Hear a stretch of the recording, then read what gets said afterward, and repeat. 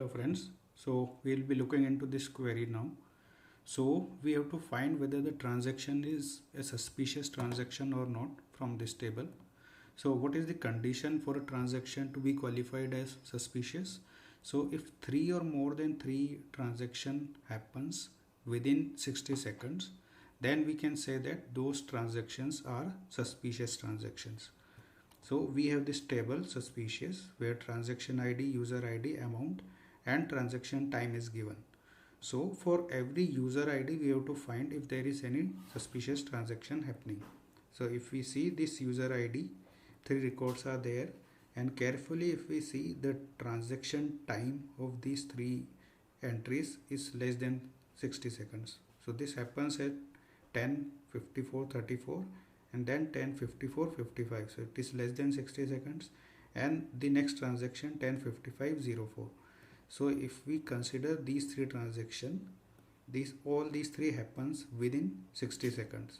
So starting from first till third, if the time difference of these three transactions is 60 seconds or less, then we can tell that these transactions are suspicious. Similarly, for if we consider for user ID 2, so this happens at 10:54:34, then the second one is 10:56:55.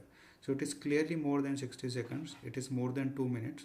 So these two are not suspicious. Similarly, these two are also more than 60 seconds.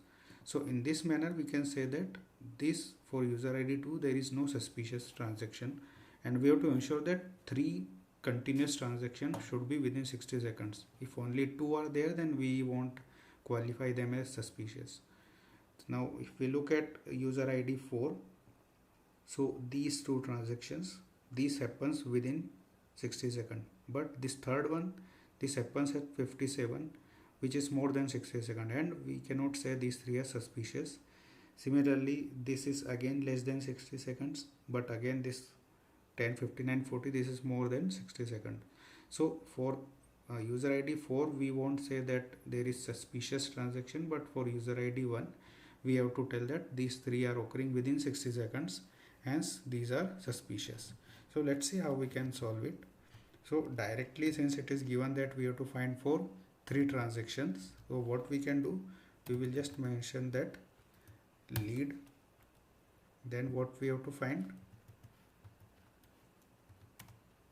transaction time, and we have to consider for next two records. So what we will do, we will directly check between first and third record. If it is this interval comes at 60 seconds, then we will say that it is suspicious. So let's see one by one what we are doing.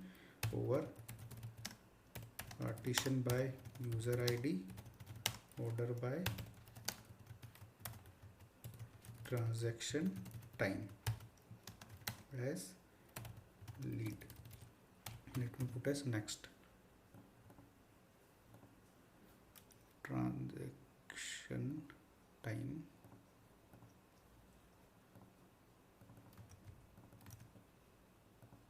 okay.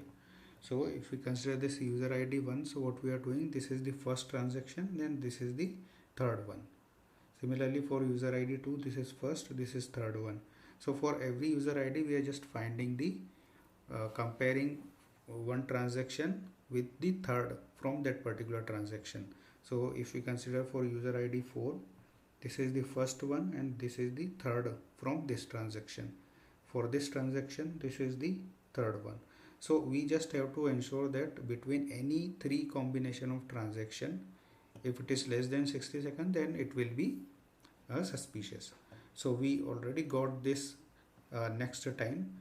Now what we will do, we will just find the difference between this next and this transaction time. So what we will do, we have this function datediff, and we have to find the difference in seconds, and between which two dates we have to find this date. So first one is transaction time and the difference of this date which is occurring after two transaction as diff. So here we can see that for transaction ID user ID 1, first transaction is at 10:54:34, third is 10:55:4, and difference is 30. So clearly these three transactions occurred within less than 60 seconds. So hence this is uh, suspicious. But if we consider for user ID 2, so difference between first and third is more than 210 seconds. So this is not suspicious. Similarly for this also, the time gap is too much, so this is not suspicious transaction. And similarly for user ID 4, we can see that there are many transactions, but the difference between first and third is more than 30 seconds. So these are also not suspicious. Now over that we will just put this in CT as, and here we will select star from CT where diff less than equal to 60. So see, only one user ID is coming and we just have to find the user ID.